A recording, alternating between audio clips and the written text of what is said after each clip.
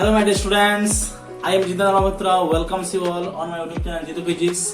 और ये वीडियो है magnetic effect of electric current का 17 नंबर लेक्चर। और इस लेक्चर वीडियो में हम लोग डिस्कशन करेंगे वेरी इंपोर्टेंट लॉन्ग क्वेश्चन जो कि है torque act on A current carrying loop placed in a uniform magnetic field. Torque act on A current carrying loop placed in a uniform magnetic field. और first term में हम rotational dynamics में हम पढ़ चुके हैं कि टॉर्क कैसा प्रोड्यूस होता है।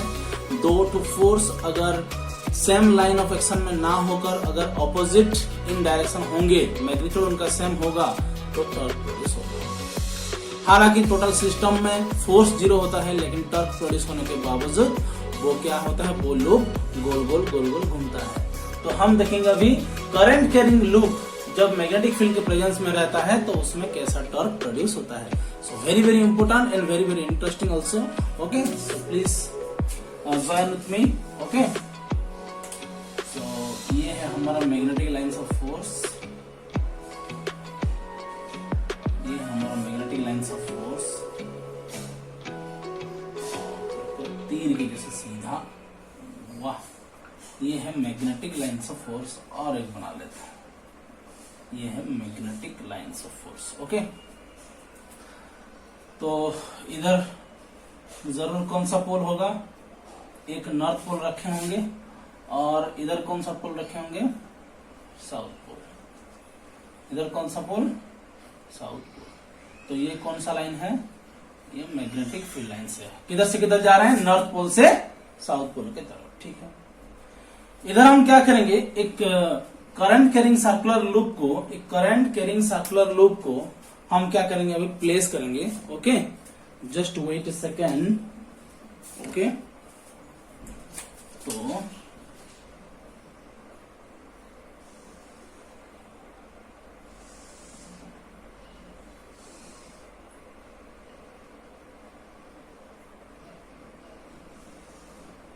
ये एक सर्कुलर लूप है। ओके, इसको हम प्लेस कर दिए और एंटी क्लॉकवाइज डायरेक्शन से उसमें करंट फ्लो कर रहा है। ओके, क्या बात है। ओके, और करंट कितना फ्लो कर रहा है, आई करंट फ्लो कर रहा है। ओके, आई करंट फ्लो कर रहा है। ओके, ठीक है, आई करंट फ्लो कर रहा है। ओके, और ये लूप, ये जो करंट का लूप रखे हैं हम लोग, रेक्टेंगुलर लूप, ये मैग्नेटिक फील्ड के साथ कितना एंगल कर रहा है, थीटा एंगल क्रिएट कर रहा है। ओके, तो मैं अभी बताना चाहूंगा, ये है हमारा मैग्नेटिक लाइंस ऑफ फोर्स। ये है magnetic lines of force. Okay, और ये है सपोज रेक्टेंगुलर लूप। अगर ऐसे रखेंगे तो देखो दोनों पैरेलल हो गए। ओके, तो रेक्टेंगुलर लूप को कैसे किया हूं, थोड़ा बेंड किया हूं। ये है मैग्नेटिक लाइंस ऑफ फोर्स और ये है रेक्टेंगुलर लूप। ओके, तो लूप और मैग्नेटिक फील्ड के बीच में एंगल कितना है, देखो ये वाला छोटा वाला गैप, ये वाला है ना, छोटा वाला गैप, ये एंगल थीटा है। देखो ये वाला। ओके, दिख रहा है ना, ये मैग्नेटिक लाइंस ऑफ फोर्स है, ये मैग्नेटिक लाइंस ऑफ फोर्स ऐसे गया है। ओके, और इसको ऐसे रखा हुआ। अगर ऐसे ऊपर देखूंगा तो ठीक पता चलेगा कि एंगल कितना होगा, एंगल थीटा एंगल है। ओके, और मैं बोला हूं कि अगर प्लेन लूप है तो उसका एरिया वेक्टर किधर जाता है, इधर जाता है ना। देखो तो इधर जाता है एरिया वेक्टर, ये है एरिया वेक्टर। ये मैग्नेटिक लाइंस ऑफ फोर्स है, ये मैग्नेटिक लाइंस ऑफ फोर्स है। ये तो एंगल थीटा क्रिएट कर रहा है, ये एंगल थीटा क्रिएट कर रहा है ना। देखो ये एंगल थीटा क्रिएट कर रहा है, इसमें ये एंगल थीटा क्रिएट कर रहा है। ये मैग्नेटिक लाइंस ऑफ फोर्स है, ये रेक्टेंगुलर लूप है। ओके, लेकिन एरिया वेक्टर एक है प्लेन का। ओके, एरिया वेक्टर कहां पे जाता है, perpendicular to the plane of the surface. ये है एरिया वेक्टर। तो एरिया वेक्टर देखो, एरिया वेक्टर और प्लेन एंगल कितना बना रहे हैं, 90 डिग्री बना रहे हैं। तो अगर प्लेन लूप मैग्नेटिक फील्ड के साथ थीटा एंगल कर रहा है तो बाकी बचा कुचा कितना होगा, 90 माइनस थीटा। वो किसके साथ है, एरिया वेक्टर के साथ। ओके, तो मैग्नेटिक फील्ड लाइंस यहाँ पे दो ठो वेक्टर के साथ एंगल बना रहा है। एक है area of the plane of the loop के साथ एंगल थीटा, और एरिया वेक्टर के साथ 90 माइनस थीटा।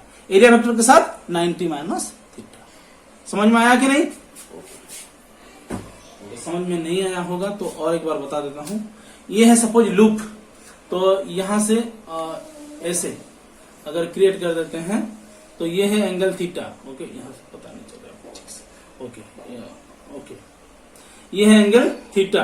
ओके, और ऐसे करने से ठीक होगा। ये है परपेंडिकुलर वेक्टर, इससे पता नहीं चल रहा ठीक से। Okay okay okay, wait a second. Okay, ये एक लूप है। ओके, ये मैग्नेटिक फील्ड लाइंस है। क्या है? Magnetic field lines. तो अगर ऐसे कर देंगे देखो, तो ये एंगल पता चल रहा है कि नहीं? और ये वाला है मैग्नेटिक एरिया वेक्टर। ओके, ये ब्लैक वाला जो पेन है वो है area vector perpendicular to the plane of the surface, और ये है मैग्नेटिक फील्ड लाइंस। तो देखो, मैग्नेटिक फील्ड लाइंस इस प्लेन ऑफ द लूप के साथ भी एंगल बना रहा है, थीटा एंगल, और इसके साथ भी एंगल बना रहा है ना। देखो कितना, 90 माइनस थीटा। ओके, तो थोड़ा सा समझने के लिए कोशिश करना। ओके, क्योंकि वहीं पे अटका है हमारा सारा आज का लॉन्ग क्वेश्चन। ओके, तो देखो, मैं इस लेंथ को ले जा रहा हूं L, इसको भी लेंथ ले जा रहा हूं L, और इसको लेंथ ले जा रहा हूं B, और इसको लेंथ ले जा रहा हूं B। ओके, और नाम दे देते हैं P Q R S। PQRS loop, और वो लूप का जो प्लेन है, वो प्लेन के साथ ये magnetic field lines theta angle create कर रहा है। और उसका जो एरिया वेक्टर है, एरिया वेक्टर के साथ कितना एंगल क्रिएट कर रहा है? 90 माइनस थीटा। कौन? Magnetic field lines. इतना दूर तक क्लियर पूरा? ओके, अभी हम क्या करेंगे? देखो, मैग्नेटिक फील्ड लाइंस है और 4 ठो कंडक्टर हैं। 4 ठो कंडक्टर के ऊपर 4 ठो इंडिविजुअल फोर्स लगेंगे कि नहीं? तो मैं बोला हूं कि टॉर्क प्रोड्यूस होगा, मतलब कि ये घूमेगा, तो उसके लिए एक एक्सिस बना देते हैं। एक्सिस, ये है एक्सिस। कौन सा एक्सिस? एक्स तो वाई एक्सिस। ये एक्सिस के चलते ये क्या करेगा? गोल गोल घूमेगा। इसके चारों तरफ ऐसे गोल गोल घूमेगा। क्लियर? ओके, ठीक है। अब हम देखते हैं कि एसआर कंडक्टर के ऊपर फोर्स किधर लगता है और कितना होगा। ओके, तो फोर्स एक्ट ऑन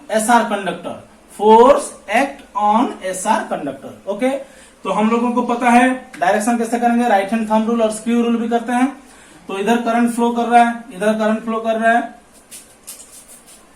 इधर ऐसे करंट फ्लो कर रहा है ना, इधर करंट फ्लो कर रहा है, और हमको ऐसे मुड़ना है मैग्नेटिक फील्ड की तरफ, ऐसे मुड़ना है मतलब कि अपवर्ड की तरफ। और राइट हैंड पाम रूल भी यूज कर सकते हैं। राइट हैंड पाम रूल कैसे कर सकते हैं? देखो, इधर मैग्नेटिक फील्ड लाइंस जा रहा है, ना, और ये मुश्किल होगा थोड़ा मुश्किल होगा, इसमें नहीं होगा। ओके, और फ्लेमिंग लेफ्ट हैंड रूल देखते हैं। Fleming left hand rule, magnetic field और करंट।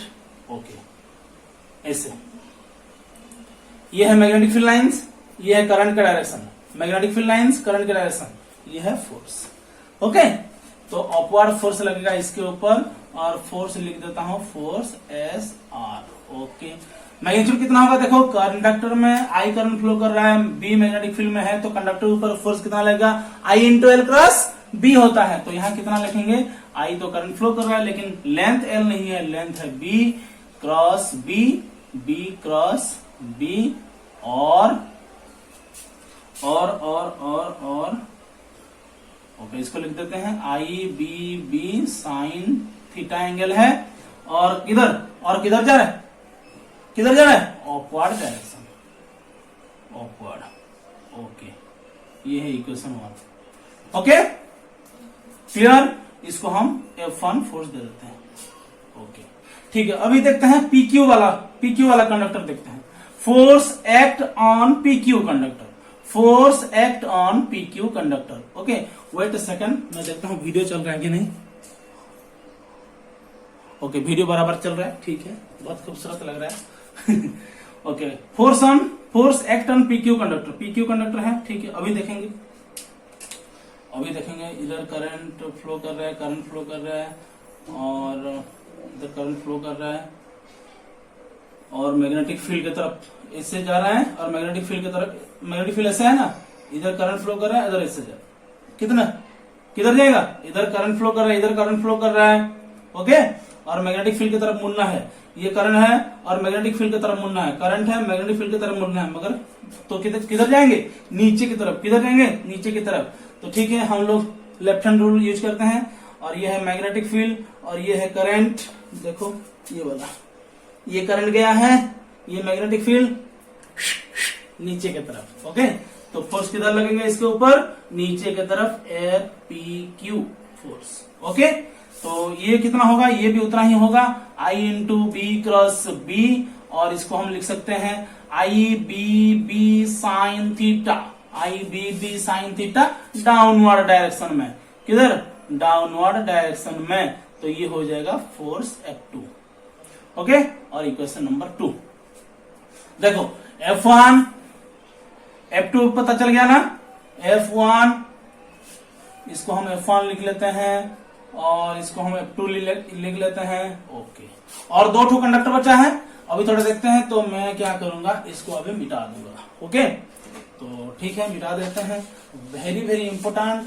और ये लॉन्ग क्वेश्चन समझने के बाद हम लोग जाएंगे गाल्वानोमीटर, जो कि और एक इंपॉर्टेंट टॉपिक है। ओके, इंपॉर्टेंट टॉपिक है, लेकिन अगर हम आसानी से समझ जाएंगे तो कुछ भी नहीं है इसके अंदर। ओके, तो वीडियो का स्पीड मत बढ़ाओ, आराम से सुनो मैं क्या बोल रहा हूं। मैं जो बोल रहा हूं वो इंपॉर्टेंट है। ओके, तो आराम से सुनो। तो मैं इधर लिख लेता हूं F1 वेक्टर। कितना है F1 वेक्टर? आई बी बी साइन थीटा में, उसको अभी मिटा दूंगा। और किधर? अपवर्ड डायरेक्शन में। Okay, upward direction, equation number 1। Okay, और F2 निकला कितना? आई B B sine theta, I B B sine theta. हाँ, ये थीटा एंगल क्रिएट कर रहा है, तो ये भी थीटा एंगल क्रिएट कर रहा है ना, तो ये होगा डाउनवर्ड डायरेक्शन में। ठीक है, ओके, इक्वेशन नंबर 2 क्लियर। तो इसको भी मिटा देता हूं। क्लियर, लिख लिया ना सभी? पक्का?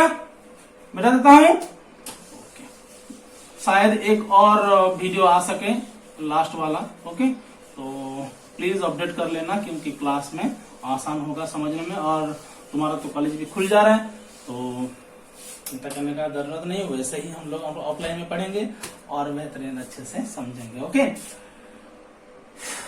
ठीक है। तो ये था SR कंडक्टर, PQ कंडक्टर। अभी हम देखेंगे SP कंडक्टर में क्या हो रहा है। SP conductor, okay, force act on SP conductor, जो कि हम बोल रहे हैं F3 वाला फोर्स। ओके, ठीक है। पहले फॉर्मूला लिख लेते हैं, I into L cross L है ना, लेंथ कितना है? L है ना, L cross B। Okay, L cross B, तो ठीक है। तो देखो, तो ये वाला ऐसा है और मैग्नेटिक फील्ड लाइंस ऐसा है। मैग्नेटिक फील्ड लाइंस ऐसा है। एंगल कितना? 90 डिग्री। ओके, बहुत बढ़िया, एंगल होगा 90 डिग्री। तो यहां होगा ILB साइन 90 डिग्री। क्या बात? ILB। डायरेक्शन किधर जाएगा? डायरेक्शन किधर जाएगा? देखो, नीचे की तरफ करंट आ रहा है, स्क्रू रूल यूज करेंगे। नीचे की तरफ करंट आ रहा है, किधर मुड़ना है? मैग्नेटिक फील्ड की तरफ मुड़ना है। मैग्नेटिक फील्ड की तरफ मुड़ना है, मुड़ना मैग्नेटिक फील्ड की तरफ मुड़ना है, तुम्हारी तरफ, मतलब कि आउटवर्ड। इधर ऐसे फोर्स लग रहा है। ये है F3 में लिख लेता हूं। Okay, F3। ओके, मतलब कि आउटवर्ड, मतलब कि आउटवर्ड का सिंबल दे देते हैं, छुटकू सा बिंदु वाला। ये वाला अच्छा नहीं लगा।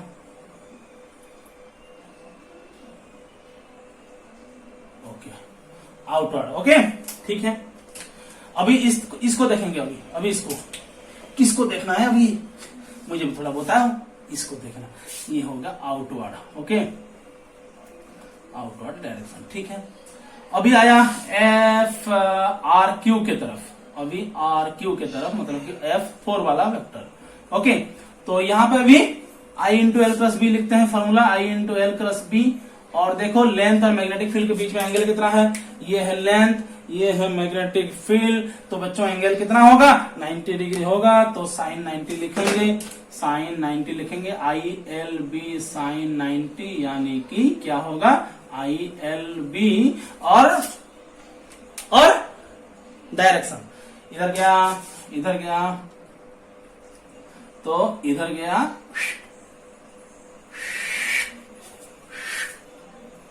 ये करंट के डायरेक्शन में। ओके, और उधर मुड़ना है, मैग्नेटिक फील्ड की तरफ मुड़ना है, मैग्नेटिक फील्ड के तरफ मुड़ना है। तो ये करंट तो किधर जा रहा है, अंदर जा रहा है। हो ये वाला अंदर जा रहा है, ठीक है। F4 अंदर जा रहा है, ये F3 वाला इस हिस्से को ऐसे बाहर निकालने के लिए कोशिश कर रहा है, और ये F4 वाला इस हिस्से को ऐसे अंदर लेने के लिए कोशिश कर रहा है। ओके, तो ठीक है, down down down, outward inward. Okay, outward inward, ये इक्वेशन नंबर 4, ठीक है। अभी लिख लेता हूं, F3 वेक्टर क्या बोल रहा है, F3 vector IBB ILB sorry ILB और आउटवर्ड डायरेक्शन में। ओके, तो ये है इक्वेशन नंबर 3। और F4 क्या हो गया बच्चों, ILB डाउनवर्ड की तरफ, ओके, ये हो गया इक्वेशन नंबर 4, ठीक है, क्लियर।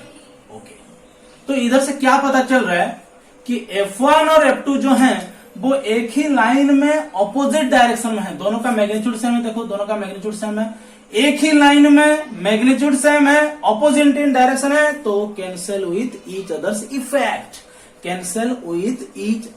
इफेक्ट, तो ये दोनों को हम लोग कैंसिल कर डालेंगे, क्लियर।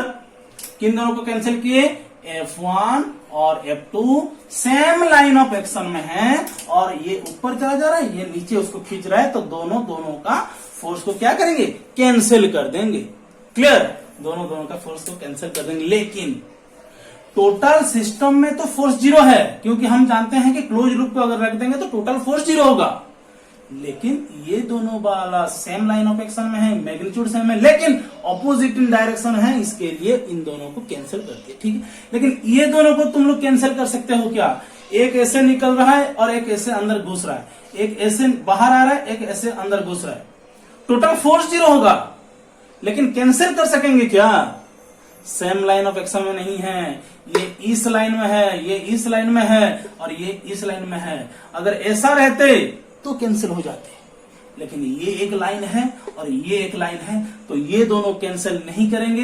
ये इसको ऐसे अंदर जाने के लिए मजबूर करेगा, ये उसको बाहर जाने के लिए मजबूर करेगा। तो एक पेन हम ले लेते हैं, ओके, और ये ऐसा है, और एक ऐसा उसको ठेल रहा है, और एक ऐसा उसको ठेल रहा है, तो ये क्या होगा, ओहो, ऐसा रोटेट करने लगेगा अभी, क्लियर, ऐसा रोटेट करने लगेगा। हम बोले थे डिस्प्लेसमेंट नहीं होगा, क्योंकि नेट फोर्स 0 है, डिस्प्लेसमेंट नहीं होगा, लेकिन गोल गोल रोटेशनल एक्सिस के चारों तरफ घूमेगा अभी, क्या बात है। तो टर्क प्रोड्यूस होगा ना, टर्क प्रोड्यूस होगा। ऑपोजिट लाइन ऑफ एक्शन में अगर मैग्नीट्यूड सेम होगा और फोर्स एक्ट कर रहे हैं तो टर्क प्रोड्यूस होता है, और टर्क प्रोड्यूस का फॉर्मूला क्या होता है, आइदर फोर्स का magnitude into perpendicular distance between the two force, either force का magnitude into perpendicular distance between the two force. ये एक फोर्स अंदर जा रहा है, ये एक फोर्स बाहर जा रहा है, दोनों सेम लाइन में नहीं है, ऑपोजिट लाइन में है, तो कैंसिल नहीं करेंगे, फोर्स 0 होगा, लेकिन टर्क ऐसे घुमाओ पैदा करेंगे, उसको ऐसे घुमाओ, गोल गोल गोल गोल घुमाएंगे अभी, क्लियर। ओके, तो ठीक है, टॉर्क अभी कैलकुलेट करेंगे, तो मैं इसको मिटा देता हूं, ओके।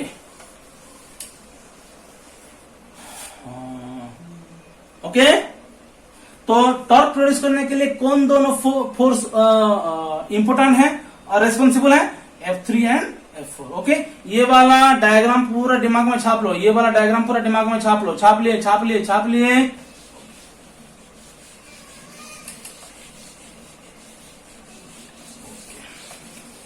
एक छोटू सा डायग्राम बनाएंगे अभी, एकदम छोटू सा डायग्राम, ओके।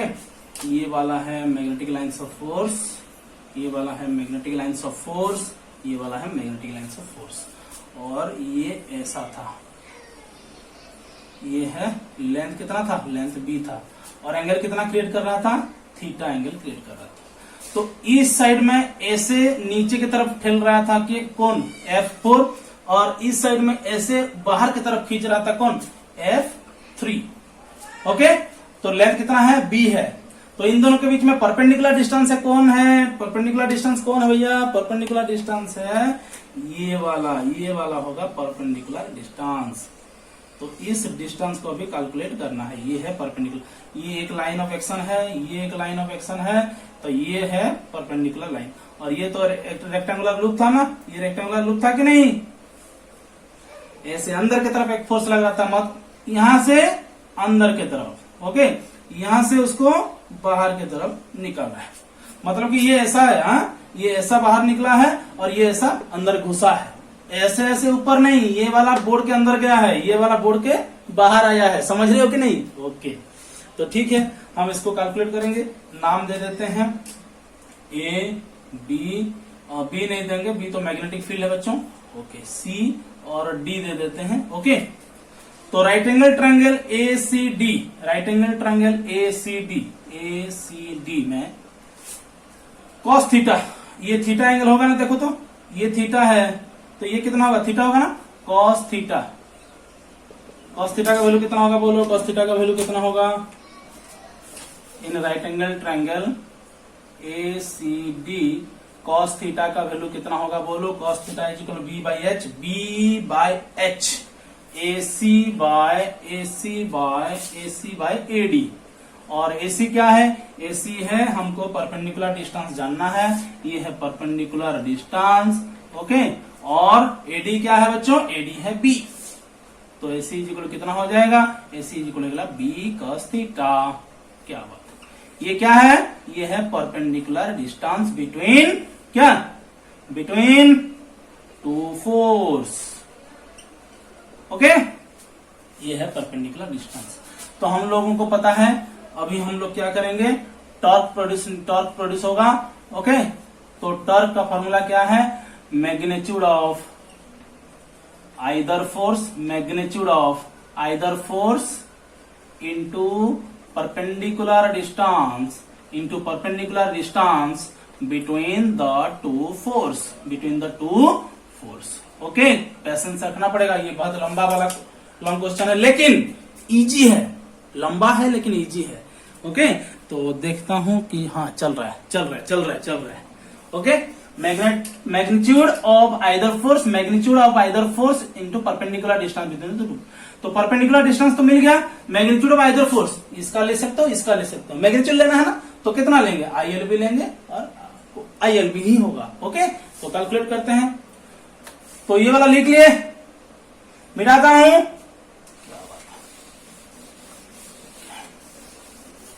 तो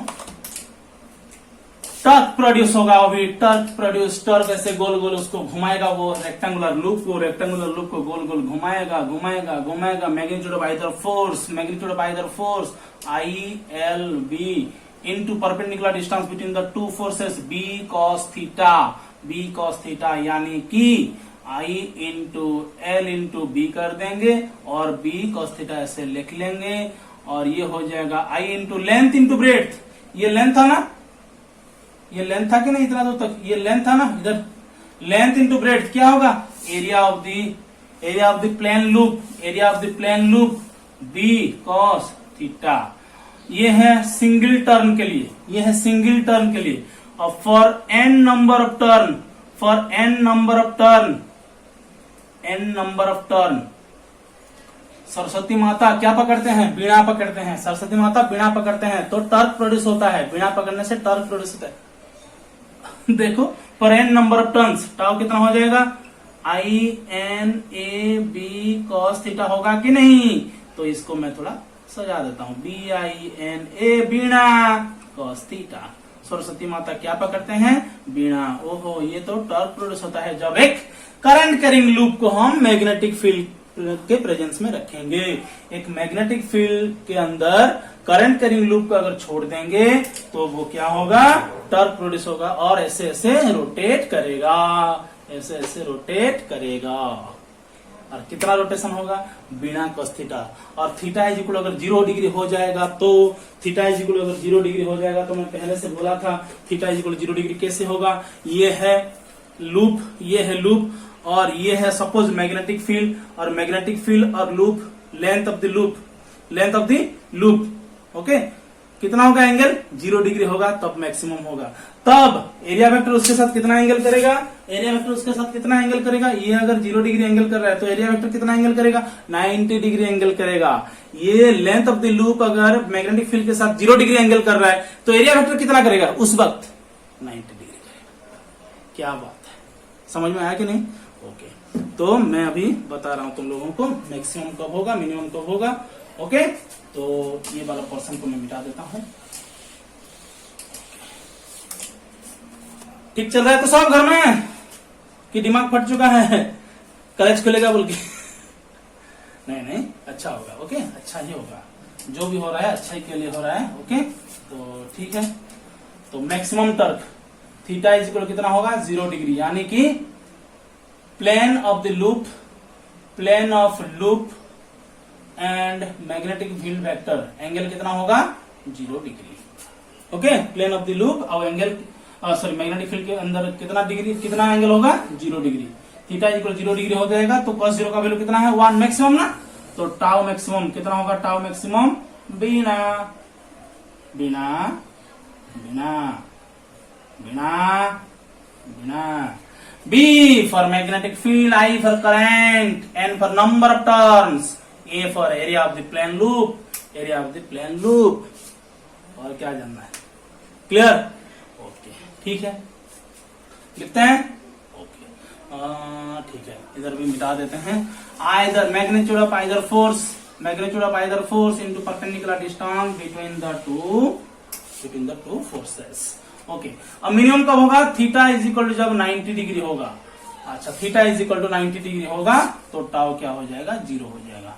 यहाँ पे नेट फोर्स तो 0 है, F net is equal to 0 है, लेकिन यहाँ पे टाउ भी 0 हो जाएगा। लेकिन यूनिफॉर्म मैग्नेटिक ना रहने से नॉन यूनिफॉर्म मैग्नेटिक अगर होगा तो नेट फोर्स भी 0 नहीं होगा। क्लियर? ठीक है, समझ लिया।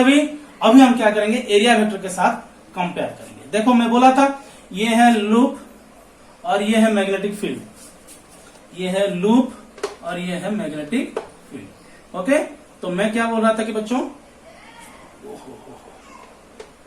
ये है मैग्नेटिक फील्ड, ये है मैग्नेटिक फील्ड, ये है लूप, तो ये क्या है, ये है एरिया वेक्टर। क्या है, एरिया वेक्टर। तो ये अगर थीटा एंगल क्रिएट कर रहा है तो ये कितना होगा 90 माइनस थीटा होगा। ओके, कितना होगा 90 माइनस थीटा होगा। तो एरिया वेक्टर क्या होगा, ऐसा होगा, और ये जो एंगल होगा ये अल्फा है, तो थीटा प्लस अल्फा क्या होगा, थीटा प्लस अल्फा 90 डिग्री होगा। और you can say theta is equal कितना लिखेंगे 90 डिग्री माइनस अल्फा। तो यहाँ पे कॉस थीटा की जगह पे 90 माइनस अल्फा लिखेंगे तो आ जाएगा टाउ इज इक्वल क्या लिखेंगे BINA बिना कॉस थीटा के बदले में क्या लिखेंगे 90 डिग्री माइनस अल्फा लिखेंगे। तो टाउ इज इक्वल कितना हो जाएगा BINA कॉस 90 माइनस अल्फा क्या हो जाएगा साइन अल्फा। तो टाउ इज इक्वल टू आई अंदर आई बाहर आ जाएगा n, और I इंटू ए को हम लिखेंगे मैग्नेटिक डाइपोल मोमेंट, मैं पहले ही बता चुका हूं, और ये साइन अल्फा है। और टाउ इज इक्वल टू हम लिखेंगे n इंटू आई इंटू ए को मैग्नेटिक डाइपोल मोमेंट m लिखेंगे, ये b है, ये साइन है अल्फा है। तो m वेक्टर है, b वेक्टर है और साइन अल्फा है, तो क्या लिखेंगे m cross b, m cross b, m cross b। इधर घूमेगा ना, ऐसा ऐसा गोल गोल घूमेगा ना, तो ये है मैग्नेटिक, ये है एरिया वेक्टर। एरिया वेक्टर से ऐसे गोल गोल। ओके, तो क्या लिखेंगे उसको वेक्टर फॉर्म में, टाउ वेक्टर फॉर्म में क्या लिखेंगे n into m cross b। क्या बात है, n into m cross b। तो m क्या है मैग्नेटिक डाइपोल मोमेंट, m क्या है magnetic dipole, electric dipole moment पढ़े थे कि नहीं, मैग्नेटिक डाइपोल मोमेंट। इसको हम करंट इनटू एरिया वेक्टर के साथ भी लिख सकते हैं। तो magnetic dipole moment vector, magnetic dipole moment का वेक्टर डायरेक्शन किसके ऊपर डिपेंड कर रहा है, एरिया वेक्टर के साथ। एरिया वेक्टर ऐसे निकल रहा है, मतलब कि इधर से मैग्नेटिक डाइपोल मोमेंट भी ऐसे निकल रहा है। ओके, बात समझ में आया कि नहीं, बोलो यस। इसको इस तरीके से भी कर सकते हैं, और एक तरीका है लिखने का, कंफ्यूज नहीं होना है, ओके क्लियर, ठीक है, देख लो अच्छे से, क्लियर, ओके। अभी हम क्या करेंगे देखो, तो अल्फा इज इक्वल कितना लिखे, अच्छा थीटा इज इक्वल क्या लिखे, 90 माइनस अल्फा, ओके ठीक है, अल्फा इज इक्वल कितना डिग्री होगा, 90 डिग्री माइनस थीटा, ओके। तो मैं क्या करूंगा, हमारा था टर्क कितना था, BINA cos थीटा था कि नहीं, थीटा था, तो थीटा के बदले में अभी एंगल कितना है, 90 degree minus theta, okay 90 degree minus theta. तो tau is equal to IA को हम लिखेंगे NMB और cos 90 माइनस थीटा कितना, साइन थीटा, लेकिन ये जो थीटा है, थीटा नहीं लेंगे, कितना लेंगे, 90 डिग्री माइनस थीटा लेंगे, ओके। तो इधर से थोड़ा कंफ्यूज हो सकता है, तो मैं पहले जो किया था वो ठीक है, और ये वाला थोड़ा कंफ्यूज हो सकता है, लेकिन कंफ्यूज होने का कोई जरूरत नहीं, यहाँ पे भी हम लिख सकते हैं tau vector is equal to N into M cross B लिख सकते हैं, ओके। तो इधर से ये जो एंगल थीटा है, ये वाला एंगल नहीं लेना है, ये वाला 90 माइनस थीटा एंगल लेना है, ओके।